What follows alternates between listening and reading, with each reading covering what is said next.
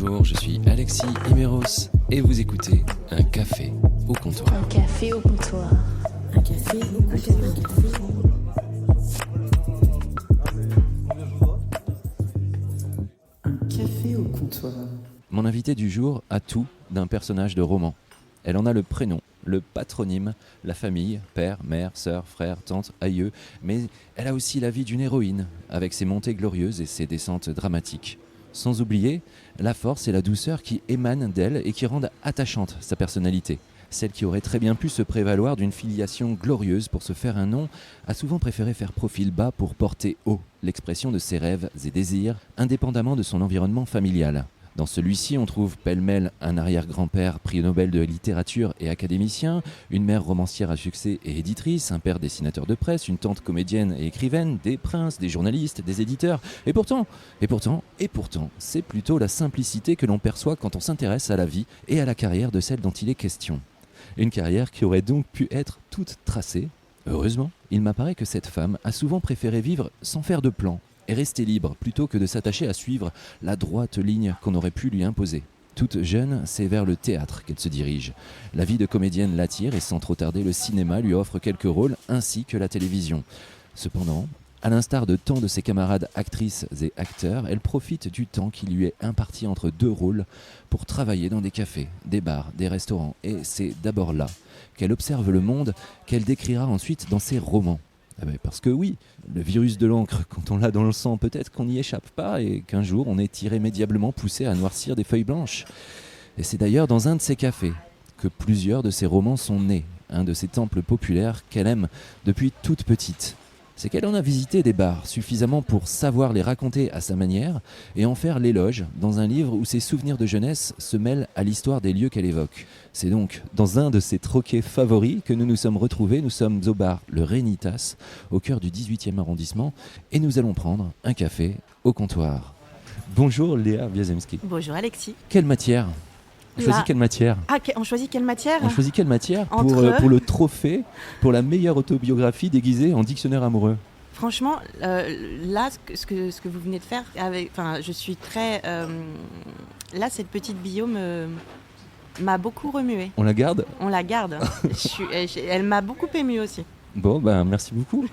Mais alors finalement, on se voit ici, on est au café Le Rénitas. C'est un café de quartier. Ouais, on va en parler un petit peu. C'est un ancien bar PMU. Hein. Un ancien bar PMU. Il y a encore 10 ans, c'était un tabac bar PMU. Mais le tabac est parti. Le tabac est parti et le PMU, il est juste à côté. Qu'est-ce qui fait qu'on s'attache à un lieu comme celui-ci ? Parce qu'on n'est pas ici par hasard. Non, parce que j'ai habité... Alors déjà, j'ai fait toutes mes études de théâtre dans le coin, rue des Saules, un peu plus haut. Et j'avais des copains qui habitaient rue du Poteau, donc on est juste rue du Poteau. Donc ce bar-là, on y allait un peu. Et puis quand je suis revenue des années plus tard habiter boulevard Barbès, qui est tout proche, je cherchais un endroit où écrire puisque j'étais mère de famille, fumeuse et que donc je ne pouvais pas fumer en écrivant à la maison. Et donc je suis arrivée ici, il y avait cette terrasse complètement fermée, complètement chauffée, hyper accueillante, qui n'a pas changé depuis 20 ans. Et donc je me suis installée là pour écrire. On est au cœur du 18e arrondissement, un 18e qui est populaire, qui est un peu gentrifié quand même depuis 5-6 ans ici. Ouais. Mais en même temps, il y a toujours ce côté, tout le monde se croise, un peu comme souvent j'aime le dire, c'est-à-dire que dans un bistrot, on va croiser aussi bien le balayeur que le start-upper, que ici quelqu'un qui est en train de revoir un texte, que des petites mamies qui sont là depuis 5-6 ans. Ici, juste à côté de la mairie du 18e, tout le monde se croise. Est-ce que finalement, c'est pas ça que vous avez envie de ressentir et de faire ressentir également dans ce que vous écrivez ? Je trouve que moi j'adore le mélange des genres, des styles, des ambiances, et je trouve que c'est formidable quand des personnes qui n'auraient pas dû se rencontrer se rencontrent. Mes romans ne parlent que de ça. C'est toujours deux personnes qui sont à des milieux, ils ont des vies totalement différentes et hop, ça match, ça se rencontre et ça crée quelque chose. Et dans un bistrot, je pense que c'est le lieu où on a le plus de chances de rencontrer des personnes qu'on ne rencontrerait pas dans la vie de tous les jours et avec qui peut se créer quelque chose qui peut durer 5 minutes, 1 heure, une nuit ou toute la vie. Voilà. Et des amitiés magnifiques peuvent naître dans les bistrots. est-ce qu'il y a une sorte de petit modus operandi quand vous entrez dans un bistrot pour écrire? Est-ce qu'il faut qu'il y ait la bonne température, il faut qu'il y ait la bonne boisson, il faut qu'il y ait... Non, je suis pas trop. Alors, je suis chiante pour plein de trucs, mais pour ça, non. Il faut juste que je trouve une table qui soit. Si c'est pour écrire, j'ai besoin d'une table qui soit un peu isolée, mais pas trop, parce que j'ai besoin quand même de l'ambiance des autres et de les entendre parler, parce que ça m'inspire. Même si j'ai souvent un casque sur les oreilles, mais de temps en temps, je l'enlève discrètement pour écouter. Et puis, si c'est pour être avec juste simplement être là, bouquiner, non, j'aime bien être au milieu des gens. Et les boissons, en général, je suis plutôt au café. Ah voilà, on est café j'ai pris, croissant. là, j'ai pris café crème croissant, mais sinon, en général, c'est plutôt expresso. Et carré de chocolat, Et que carré j'ai de toujours chocolat. dans mon sac. Ouais. Depuis que j'ai arrêté de fumer. Donc finalement, on est là plutôt pour écrire, plutôt que regarder? Je c'est suis un là peu pour les les deux. Les deux. Mon troisième roman que j'ai totalement écrit ici au Rénitas, ça se passait dans une maison de retraite, donc il y avait beaucoup de vieux. Et dans ce café, il y a beaucoup de vieux habitués. Et donc je les ai énormément observés, la façon dont ils se parlaient, dont ils se tenaient, dont ils buvaient leur café, voire leur pastis à 11h. Et ça m'a vachement inspirée. Ça donne la description efficace? Oui, totalement. Ça vous arrive, là on est assis à une petite terrasse, on est sous la terrasse parce que c'était l'intérêt d'être là où vous avez écrit. On est bien installé, parce qu'on est un peu au milieu de cette terrasse? Il y a des personnes qui vont se dire bon, c'est un peu chiant à parler dans les micros et tout ça, mais bon. On tant parle pis. pas trop Voilà, fort. On parle pas trop fort. Il fait pas trop froid, mais en même temps, ça vous arrive d'aller juste sur le zinc au comptoir, parce que souvent on a l'impression que c'est là que ça se passe, quand on est en hauteur et puis qu'on domine un petit peu, et puis c'est les vrais qui arrivent là. Alors je l'ai fait plus jeune, mais je déteste les tabourets. Et j'aime pas trop boire debout. Donc le zinc, je l'ai fréquenté beaucoup plus jeune. Et alors maintenant, ça fait plusieurs années que j'y vais plus. Mais en même temps, moi, le zinc, j'ai été derrière pendant des années. Et ça, j'ai adoré. Être derrière le zinc plutôt que devant. C'est quoi la première impression quand on est derrière un bar? Ça, c'est une question que je peux pas poser à tout le monde parce Non, que... quand on est derrière un bar, c'est vraiment... Il y a une énergie qui est... je crois que je ne l'ai jamais retrouvée ailleurs. Il y a un truc qui est... C'est vraiment... Avant le coup d'envoi, avant que les clients arrivent, il y a une charge qui s'installe. On sait qu'on en a pour 3 heures minimum, où il va falloir qu'on soit... À plus pouvoir penser. À plus pouvoir penser et où on doit donner toute notre énergie. Donc on se rassemble. Et derrière un bar, il y a... Et puis surtout, on voit le client arriver, quoi. Le premier qui passe la porte, c'est toujours quelque chose de Est-ce magique. que ça fait qu'ensuite, en tant que client, on a un peu plus de bienveillance envers quelqu'un qui débute ou Ah oui, qui fait une totalement. erreur? Ah oui, ou est-ce que totalement. c'est justement, on va se dire, ah, celui-là, je vais pas le rater? Non, j'ai beaucoup plus de bienveillance. Par contre, quand je vois un serveur ou une serveuse qui a 5 tables, alors que moi, la première fois, j'en avais 30 et que j'étais capable de servir à peu près tout en même temps et qu'avec 5 tables, elle s'en sort pas, ça m'agace un peu. Mais je suis hyper tolérante. Non, mais je suis hyper tolérante. C'est un métier tellement beau et tellement dur. Mais il faut l'aimer, ce métier. C'est absolument important, mais il y a de plus en plus de cafés où finalement on va chercher son truc au Ah, mais ça m'exaspère. comptoir, on doit se le Ça- rapporter. Ça, je trouve ça sinistre. Appelle-t-on encore cela un café? Bah non, c'est pas un café. Je vois de plus en plus à Paris des chaînes de café où on vend un café qui est acre, qui n'est pas bon, où en plus on va le payer cher et on va chercher son café. Ils ont tous le même nom, souvent des noms à la con. Non, je ne donnerai pas de nom. Non, on peut mais pas. On est gentil. depuis toute petite, vous allez dans des cafés, Ouais. mais y travailler dans un café, c'était une sorte de façon d'échapper un peu à son milieu. Bah non, mais c'est surtout que moi on m'a dit tu veux faire du théâtre, très bien, tu te payes ton école. J'ai toujours travaillé. J'ai commencé à l'âge de 15 ans sur les marchés l'été. Après j'ai été vendeuse tous les mercredis dans une boutique de fringues en bas de chez moi, dernière année du lycée et début de fac. Et après ma mère m'a dit moi je veux bien que tu fasses du théâtre, je veux bien que tu arrêtes tes études, mais tu payes ton cours et on n'en parle pas à ton père. Voilà. Mais je trouve ça génial en même temps. Moi, je lui en suis éternellement reconnaissante de m'avoir donné cette de ne pas m'avoir tout servi sur un plateau. Accorder la liberté, mais Ouais. sans... Et en même temps, je trouve que j'ai trouvé ça génial d'avoir l'idée tout de suite d'aller bosser dans un bistrot. Parce que souvent, on a l'impression que... alors, effectivement, je l'avais dit un peu en introduction, votre mère est romancière à succès, on a l'impression que toute votre famille réussit dans la littérature, que finalement, ça aurait pu être très simple pour vous.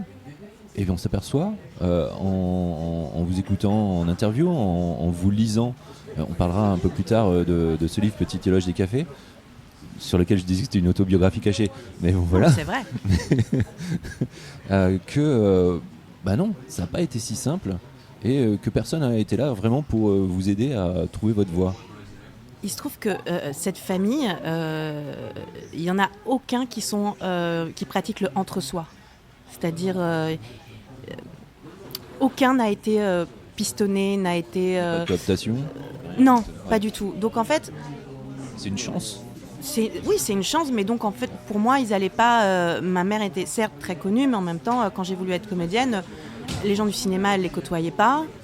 Ma tante, à ce moment-là, était devenue écrivain, donc en fait, elle ne les côtoyait plus. Mon père, tout ça, ça l'emmerde, donc voilà. Donc, en fait, j'ai eu des coups de pouce, mais des gens extérieurs, mais de la famille, ils étaient pas du tout dans le circuit, en fait. Donc... Mais même matériellement, finalement. Si, parce qu'attendez, matériellement, je payais mon école, mais j'ai quand même eu la chance. Enfin, mes parents m'ont payé un studio, donc j'ai été quand même hyper gâtée. Donc rapidement quelques films, beaucoup de théâtre. Oui. Et un jour, il y a cette révélation dans l'écriture.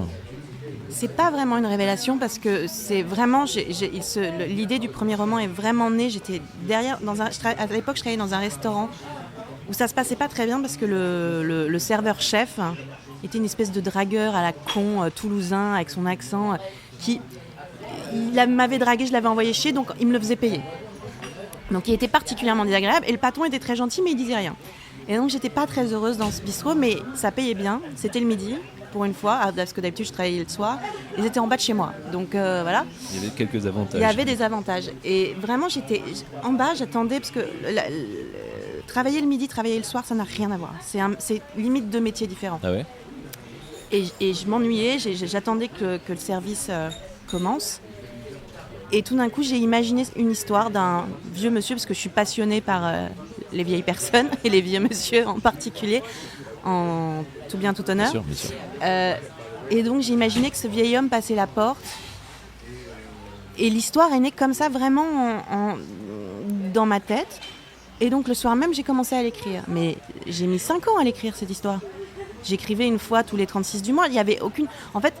Je ne l'ai pas écrit pour qu'elle soit publiée, en tout cas consciemment. J'ai pris tout mon temps pour l'écrire parce que je savais où j'allais. Vous êtes en train de me pourrir mes questions à venir là.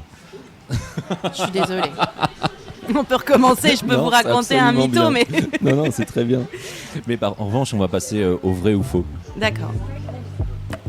Vrai ou faux, vous êtes absolument fan de Charles Trenet? Vrai, à tel point que je me suis même incrustée à son enterrement. Vraiment. Et que incrustée totalement. Je me suis présentée place de la Madeleine, il y avait des barrages de flics. Vous avez chanté avec les petits chanteurs à la Croix de Bois. Ouais, et j'étais à côté d'Aznavour. Et j'ai touché le cercueil. Non, mais attendez, j'ai pleuré devant les flics et et j'ai dit ma maman était à l'intérieur, ce qui n'était pas vrai du tout. J'avais quand même 22 ans, donc bon, bref. Et ils m'ont laissé rentrer et là il y avait le maître de cérémonie qui m'a barré le passage. Il dit vous êtes qui? J'ai donné mon nom. Et alors là, bon, je vais me la raconter un peu, pardon, mais je la raconte jamais cette histoire, sauf à mes copains. Et il me dit Wiazemski, princesse Wiazemski, je vous en prie, allez-y. Et donc je me suis retrouvée dans la Madeleine, pleurant comme un bébé. Je me suis assise sur un banc sans faire attention. Aznavour était là, et puis j'ai pu toucher son cercueil. Une chanson favorite? Je vais vous dire Le Grand Café, mais non, que reste-t-il de nos amours? Oh, plein de choses. Vrai ou faux, au Flore, eh bien, vous avez proposé, sans le connaître, enfin, vous connaissiez de visu, mais vous avez proposé à Fabrice Lucchini de l'aider à répéter. Oui, c'est vrai. C'est vrai. Il était avec sa fille. Je l'ai entendu parler. Il disait, est-ce que tu n'aurais pas une copine pour me faire répéter ma prochaine pièce? Et je me suis levée, je suis allée le voir et je lui ai dit, moi, je veux bien. Voilà. Et donc, et donc vous avez répété il m'a prise pour une folle et puis il m'a dit je vais voir, je prends votre numéro. C'est quoi cette dingo? Voilà, il a dû se dire c'est qui cette fille? Mais heureusement, je pense qu'il a dû voir que j'étais avec ma mère, donc il s'est dit bon c'est pas une fan folle qui va m'assassiner chez moi. Et puis 2 jours après il m'a appelé, on a fait un essai, et ça a duré pendant 3-4 mois. C'était génial. Génial. Il m'a fait du James Brown tous les jours. Vrai ou faux? votre premier roman n'était pas destiné à être édité. Vrai. C'est vrai. Je ne l'ai pas écrit pour qu'il en tout cas consciemment, je l'ai écrit parce que j'avais besoin de raconter cette Et histoire. c'est pas vous qui l'avez apporté Et c'est pas l'éditeur. moi c'est une copine qui m'aidait régulièrement à corriger mes fautes d'orthographe et à me dire bah là tu ferais mieux de faire ça, qui un jour m'a dit je pense qu'il est mûr et elle l'a envoyé à une copine qui travaillait chez Michel Lafon et qui l'a présenté à Michel Lafon. Génial. Ouais, génial. On a- Totalement inattendu, génial. Et ce qui est beau, c'est que c'était quelques semaines avant la mort de ma mère, donc ma mère a su que j'allais être éditée. Et ça, Un cadeau. un cadeau. Ouais, Vrai ou faux, vous êtes une vraie princesse. vrai. Je vais mettre une couronne. Je suis une vraie princesse. Ça, c'est la classe. Je sais pas. C'est pas. Mon père a toujours, voilà. À part les enterrements, c'est utile. À part pour les enterrements, ça m'a servi une fois, donc Ah. comme je l'ai raconté. C'est pour traîner. Sinon, ça m'a jamais servi à rien. Et chez nous, on avait plutôt des tableaux de Lénine et des drapeaux soviétiques, donc en fait, C'est la lutte finale, quoi. voilà. Vrai ou faux? Attention, moi j'adore celle-là. Vous avez joué dans un court-métrage où on compare les livres à des fromages. Vrai. Ça s'appelait Vache qui rit. C'était avec Grégory Fitoussi quand même qui jouait mon mec. Ça, c'est la classe. Et c'était Philippe Lioré qui réalisait. C'était pour les Talents Cannes 2005. Exactement. Et alors donc vos livres, ce serait quoi comme fromage? Ah, c'est une bonne question ça. Ça, c'est la fameuse question. Un bon chèvre. Un bon chèvre. Ouais, un chèvre Cendré. cendré. Ouais. Tout à l'heure, je plaisantais là-dessus en disant que c'était une autobiographie, mais on est vraiment là-dedans.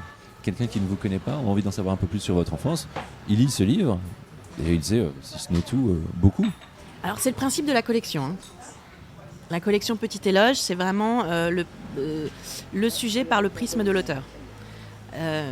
Mais c'est vrai que je ne m'attendais pas à me livrer autant. Moi, en fait, je ne fais jamais de plan quand j'écris. Donc, je sais jamais. Enfin, je sais à peu près où j'atterris, je sais où je démarre, mais alors au milieu, voilà. Donc, vraiment, j'avais pas prévu de me livrer autant. J'avais pas prévu de parler de ma mère autant. Et en même temps, J'ai l'impression que c'est un hommage à la famille, Ah oui, totalement. pour quelqu'un de tellement discret comme vous. Ouais.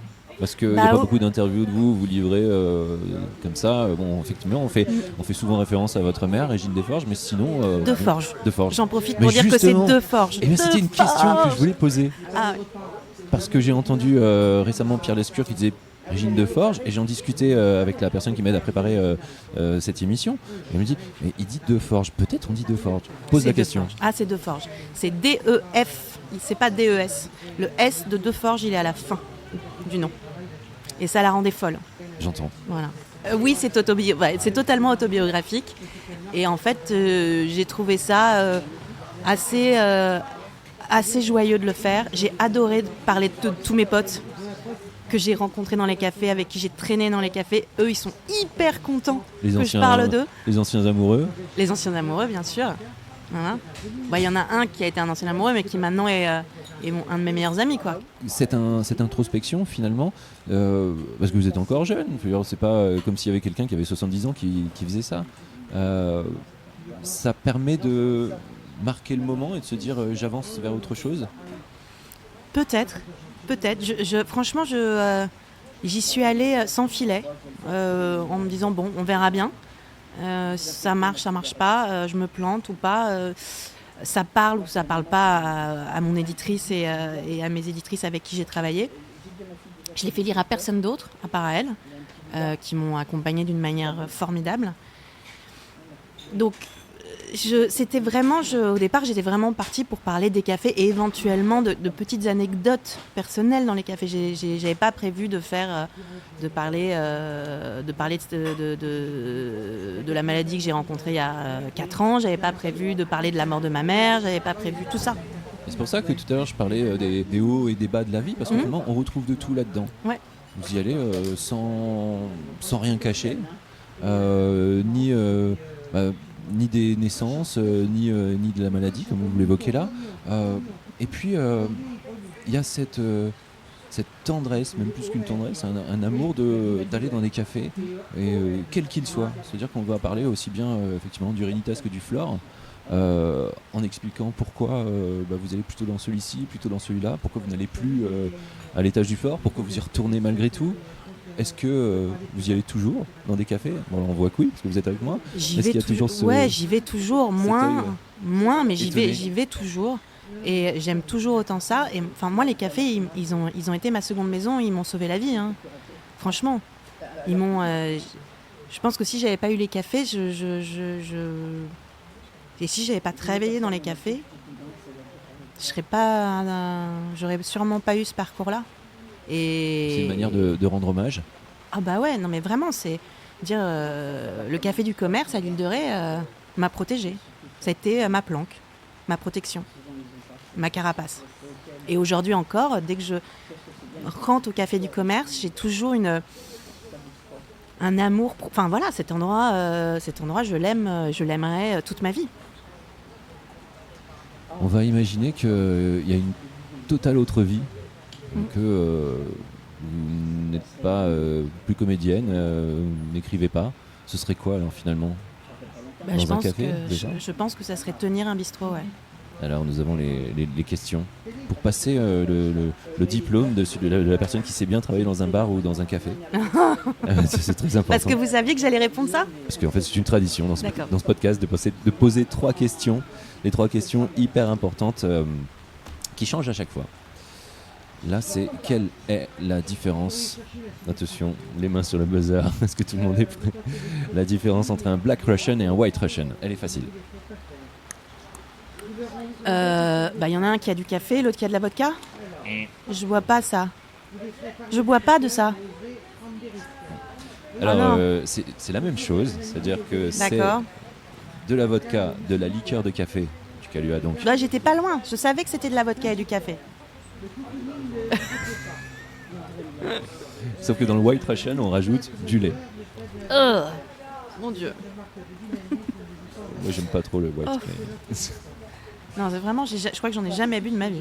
Bon, bah, La vodka, je la bois pure. La première question, ça fera. Deuxième question, qu'est-ce qu'un litho? L-I-T-E-A-U en restauration. Le litho. Vous voulez pas me demander ce qu'est un galopin plutôt? Ça j'ai déjà posé à ouais, Jérôme d'accord. Attal. Ok, il savait? Et il ne savait pas. Ah Voilà. On n'en sert plus malheureusement. Des galopins, Alors un non. litho, je ne sais pas. Eh bien, c'est la petite serviette blanche de préférence pour Ah protéger les mains oui, du serveur contre le bien contact sûr, des plats bien et sûr. des assiettes. Bien sûr. Voilà. J'en ai jamais porté quand j'étais serveuse. C'était pas le Il y genre a de pas de restaurant. litho. Non, c'était Non. pas du tout ce genre-là. Ah, tu mets un torchon, hein, tu veux pas chier. Ouais, voilà. Combien y a-t-il d'AOP et d'AOC en France au niveau du vin en 2023? Mais c'est quoi ces À peu près. questions? Plus de 150, plus de 250, plus de 350 ou plus de 450? Plus Ce de... sont des Ouais, oui, appellations d'origine d'origine protégée ou protégée. contrôlée. Plus de 250? Nécessairement, mais Plutôt plus de 350. 350. il y en a 363 Ah. exactement. Et nous allons donc maintenant toutes les citer, les unes après les autres, et les goûter. Alors c'est parti. Non, quand même. Non. Non, mais c'est bien écrire des bouquins finalement, plutôt que d'être dans un café. Non, mais attendez, moi ce que j'aime dans le café, c'est le contact avec les clients. Hein. C'est papoter, discuter, engueuler, recadrer, caresser dans le sens du poil. On C'est peut ça faire que ça j'aime. dans les foires aux livres, enfin au Ah moment oui, où on écrit oui, les mais moi, dédicaces et tout. ouais, mais moi, j'adore ça. Alors, les Ouais. salons du livre, Recadrer les gens. c'est d'ailleurs. Est-ce que je peux en profiter pour faire une spéciale Mais bien dédicace sûr. pour 2 lecteurs que j'aime particulièrement à Saumur, Alain et Anne. Voilà, je les ai rencontrés à Saumur. Ils sont toujours là et vais les retrouver là bientôt et je suis très contente. Voilà. Non, j'adore les salons du livre. Les salons du livre, c'est un peu comme un concert de Johnny Hallyday quelque part. On y vient enfin. Ouais. Alors, ça n'a rien à voir. C'est plutôt comme Non, je veux dire, c'est pour les bains de foule, hein, je pense, qu'on vous donne l'envie. l'envie d'avoir envie. Vous voulez que je vous parle de mon amour pour Johnny?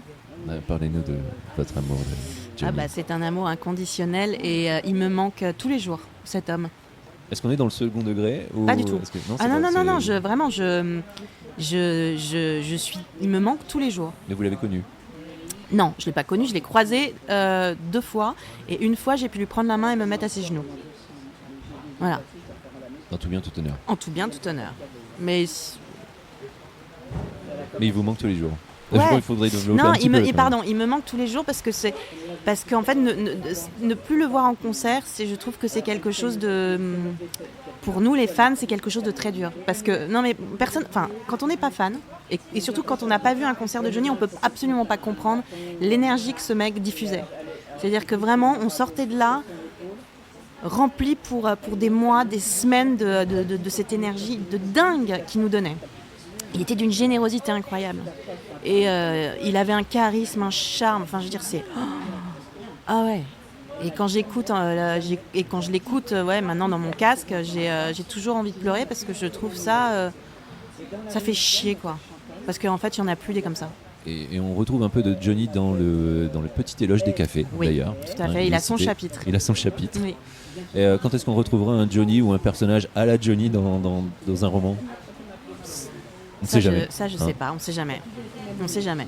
Mais j'aimerais bien un petit Oh éloge oui. de Johnny Hallyday. Je te promets Voilà, je suis très très très mauvais en chansons de Johnny, ne m'en voulez pas.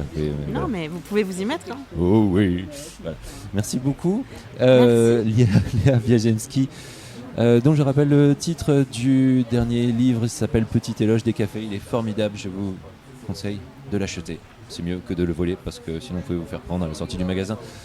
Et de le lire aussi. C'est Parce pas que mal. C'est bien d'avoir des bouquins dans ses bibliothèques. Mais faut les lire. Faut les lire aussi. Et voilà. Et qu'est-ce qu'on prend maintenant ? On va prendre un café au comptoir. Allez, ça marche. Merci. Vous avez écouté Un café au comptoir. Petit mot habituel de chaque fin de podcast, eh bien, allez sur Apple Podcast, mettez 5 étoiles, c'est encore mieux. Et puis surtout, laissez-nous un petit mot pour expliquer comment c'était bien ce podcast, comment vous l'avez aimé. Vous mettez n'importe quel pseudo, on s'en fout. En tout cas, nous, ça nous offre de la visibilité. Allez partager ce podcast avec vos amis, vos collègues, votre famille, allez, qui vous voulez. En tout cas, merci d'être ici et à très très très très bientôt pour un nouveau café.